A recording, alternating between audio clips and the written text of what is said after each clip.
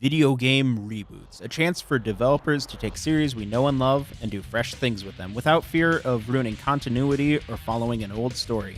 Unfortunately, many reboots end up being shameless cash grabs or broken messes.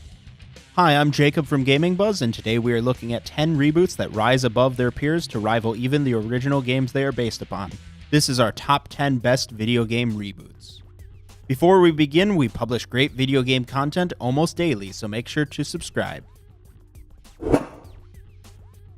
Commonly referred to by fans as Mortal Kombat 9, this reboot is one that decides not to reinvent the wheel. In fact, besides a few minor story tweaks and the lack of a number after its name, this game barely counts as a reboot. Why is it on our list then? It's still Mortal Kombat, which is awesome. DMC Devil May Cry proved to be very controversial with fans, and for some pretty good reasons. The game features a really dumb name and a pretty bad redesign for main character Dante, turning him from a cocky, over-the-top wisecracker to a whiny, white trash lover boy that openly insults his old design. As an upside, the game features fun combat and some very creative boss battles. Flying Wild Hog's 2013 reboot of 3D Realm's classic PC FPS Shadow Warrior can be described with one word: fun. This game takes the classic ideas of fast-paced action, secret hunting, and self-awareness, and modernizes it while staying respectful to the source material and keeping the game's great voice lines from main character Lo Wang.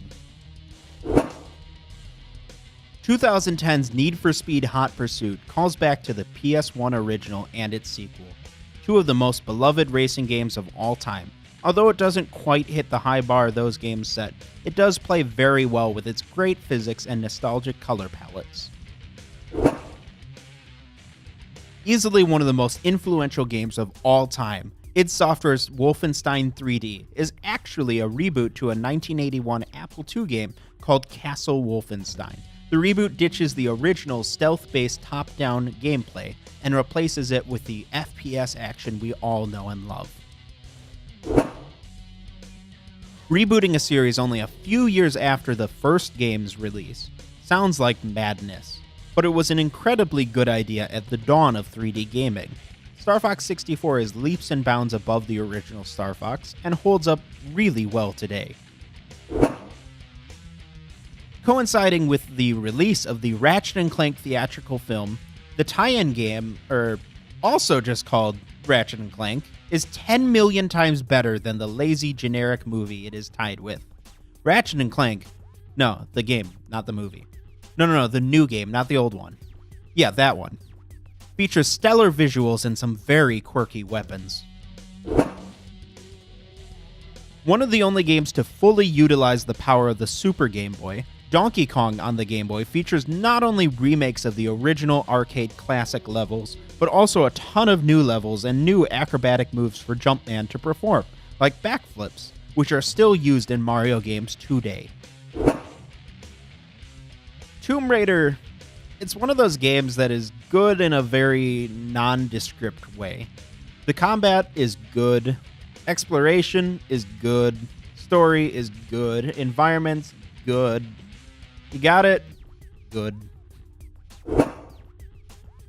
It's Doom, filled with visceral, metal, hardcore, heart-pounding, hair-raising, and other marketing blurb gameplay. Whether it's platforming around the surface of Mars or tearing Hell's minions in half with a chainsaw, Doom is a rush. This game is pure, condensed awesome and is only for real men, or women, or indescript space marines. So that's our list. What do you think? Did we miss any games? Were we way off? Let us know in the comments. If there's a top 10 list you would like us to do in the future, let us know. Also, don't forget to subscribe.